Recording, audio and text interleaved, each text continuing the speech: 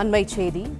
ஊரக வளர்ச்சித்துறை, போக்குவரத்துத்துறை உள்ளிட்ட துறை சார்ந்த 100க்கும் மேற்பட்ட குறுகிய கால டெண்டர்கள் ரத்து செய்யப்பட்டுள்ளது. பொதுப்பணித்துறை, மின்சாரத்துறை, சென்னை மாநகராட்சி, நகராட்சி நிர்வாகம் மற்றும் குடிநீர் வழங்கல் துறையின் குறுகிய கால டெண்டர்களும் ரத்து செய்யப்பட்டுள்ளது. அண்மைச் செய்தியாக நாம் பார்த்து வருகிறோம். இது தொடர்பான கூடுதல் தகவல்களை தருகிறார் செய்தியாளர் பாண்டியராஜன். முழு விவரங்கள் என்ன? தமிழகத்தில் பல்வேறு துறைகளில் கொடுக்கப்பட்டிருந்த 100க்கும் மேற்பட்ட குறுகிய கால டெண்டர்கள் ரத்து செய்யப்பட்டிருப்பதாக தகவல் வெளியாகி இருக்கிறது. இன்று பொதுப்பணித்துறை அமைச்சர் ஆதவ் அர்ஜுனா செய்தியாளர்கள் சந்திப்பின் போது கூட ஏற்கனவே தேர்தலுக்கு முன்பு 15 நாட்கள் முன்பாக விடப்பட்டிருக்கக்கூடிய டெண்டர்களை மறு ஆய்வு செய்து வருவதாக தெரிவித்திருந்தார். இந்நிலையில் 100க்கும் மேற்பட்ட டெண்டர்கள் ரத்து செய்யப்பட்டிருப்பதாக தகவல் வெளியாகி இருக்கிறது.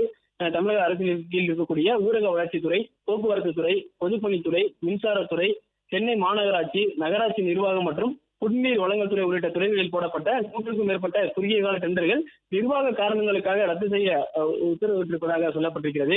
மே 13 முதல் மே 22ஆம் தேதி வரை வெளியிடப்பட்ட குறுகிய கால டெண்டர்களும் ரத்து செய்யப்படுவதாக தெரிவிக்கப்பட்டிருக்கிறது.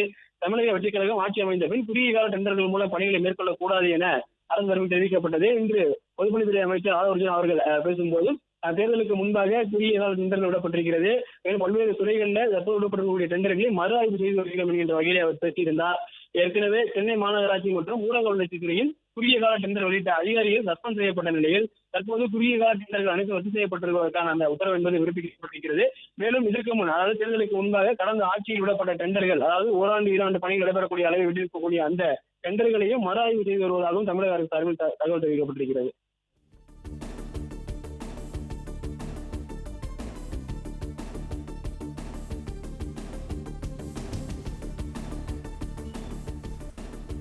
பிளே ஸ்டோர் மற்றும் ஆப் ஸ்டோரில் இருந்து பாலிமர் செயலியை QR கோடு மூலம் பதிவிறக்கம் செய்யுங்கள்.